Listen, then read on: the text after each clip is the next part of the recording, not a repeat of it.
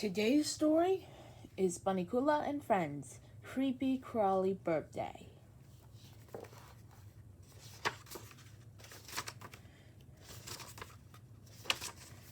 Toby's birthday.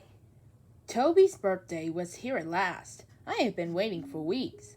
I live with the Monroes. I like them all a lot, but Toby is my favorite.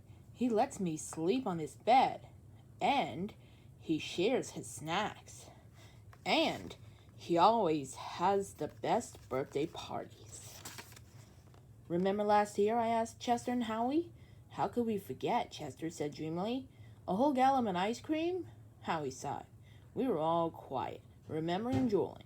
Last year, Mrs. Monroe had left the ice cream out of the kitchen table. If we hadn't come along, that ice cream would have melted, Howie said. There would have been a terrible mess, Chester added. We all glanced toward the kitchen door. I guess it's too early for ice cream, I said. I guess so, said Chester. So, we went to join the party. The living room was full of kids. Everybody was having a great time. There were balloons and fun games to play. Best of all, there were snacks. We kept an eye on the messy kids. They were sure to drop tasty tidbits on the floor. Mrs. Monroe will be so happy, Howie said. She won't have to clean up after the party. The thought of cleaning up reminded me of ice cream. I decided to head to the kitchen to see if it was time for dessert. At the door, I heard voices. I stopped to listen. I can't wait to show everyone my special birthday present, Toby was saying. How about right before the cake? Mrs. Monroe asked. Great, Toby said. But remember, Mom, it's a secret. I don't even want Harold, Chester, and Howie to know. I want to be a surprise. My lips are sealed, Mrs. Monroe said. I rushed off before Toby and Mrs. Monroe came through the door and caught me listening. A secret? Toby had never kept secrets from me before. He usually tells me everything. I wonder if the secret had anything to do with food. Now, I really wanted to find out what Toby's special birthday present was, and I knew just who would help me do it. Chapter 2. Secrets and Surprises. Chester and Howie were all ears when I told them what I have heard. A surprise, eh? Chester asked. I love surprises, Howie said. I don't, said Chester. He turned to stare at Bunnicula. It was the middle of the day, so Bunnicula was sleeping inside a cage. That's what he does all day. He sleeps, he wakes up after dark. Toby didn't say anything about Bunnicula, I pointed out, but he did say something about the secret and the surprise, Chester replied. So, I asked. So, we all know there have been a lot of secrets and surprises around here since Bunnicula came to live with us. Like vegetables and chocolate turning white, Howie asked. Yes, said Chester. Like witches coming to visit and magicians pulling rabbits out of hats, Howie asked. Exactly, answered Chester. Oh, brother, I sighed. Now I was sorry I have to say a word to Chester about the secret surprise. The thing is, Chester can get a little carried away sometimes. He actually believes that Bunnicula is a vampire bat. I can't really argue with Chester. Nobody can. That rabbit is mixed up in this somehow. I just know it, Chester said. Maybe we could check out Toby's presents. If we knew where Mrs. Monroe pulled them, I suggested. Chester raised an eyebrow. I know where the presents are. What are we waiting for? Howie yipped. Let's go. Chester led the way to Mr. Monroe's study. The room was filled with presents. How do you know which one is the special present, I wondered. Well, there's only one way to find out, Chester said. Use your sniffers. Howie and I started sniffing through the presents. Nothing unusual here, I said. I hadn't found anything either, said Howie. Chester didn't say a word. He was staring into the dark corner. His tail was twitching. What are those? He asked in a low voice. I took a closer look.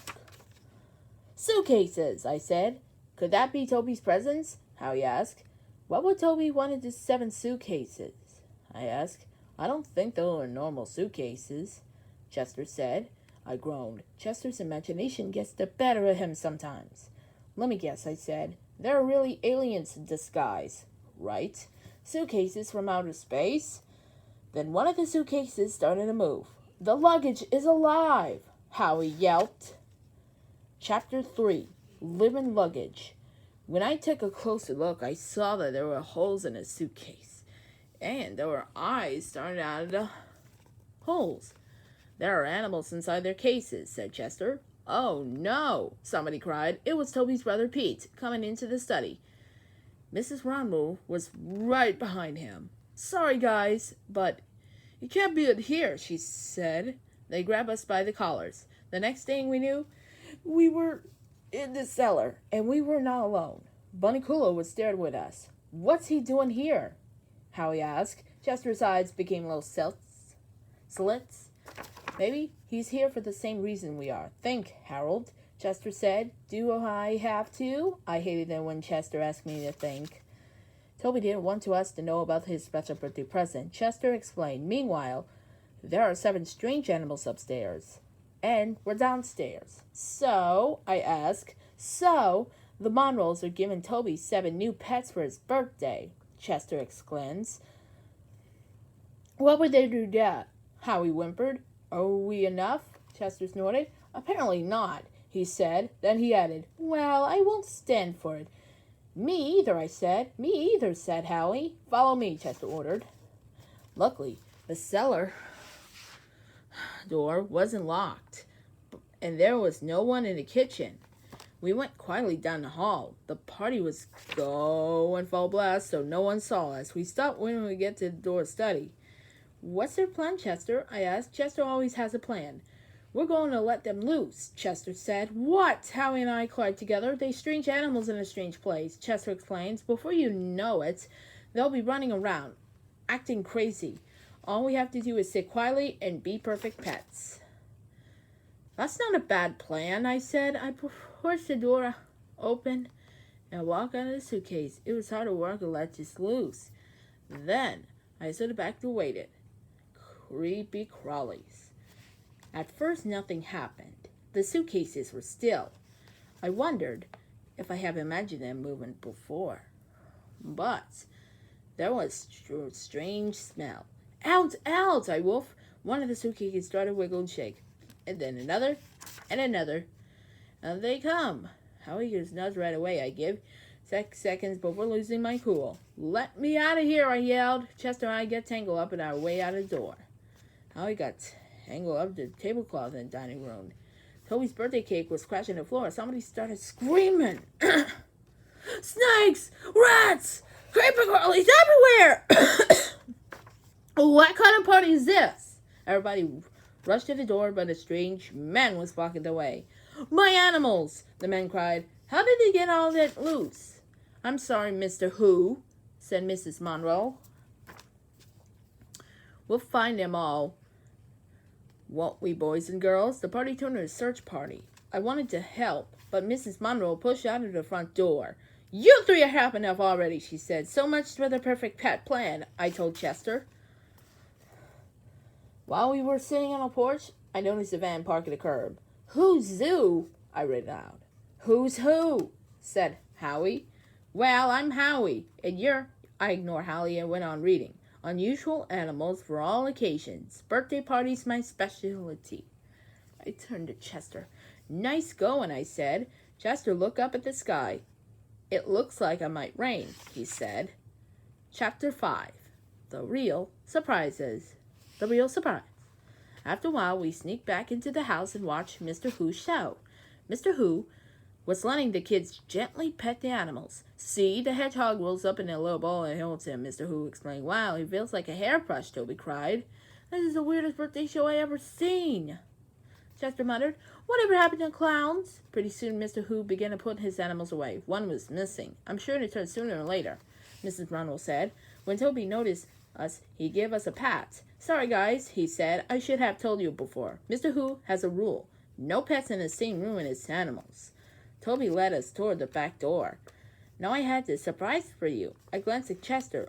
I wasn't sure how many surprises we could take in one day.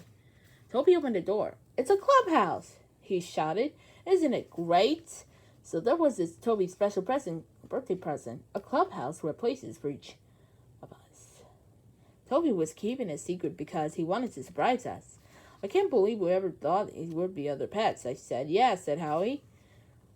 Whose idea was that anyway? Chester didn't answer. He was busy licking his tail. That's the cat's way of trying to act cool when he knows he's made a total fool of himself. Back inside, we all sing happy birthday to Toby. Mr. Who had to go to another party. The Monroes promised to call him as soon as they found a missing animal. Maybe the little guy had from Mr. Who on purpose, I said. Why would he do that? Chester asked. Well, it's so much to hear. Maybe he wanted to hang around, I answered. Chester twitches his whiskers. Really, Howard? He said. That's the fattest thing I ever heard.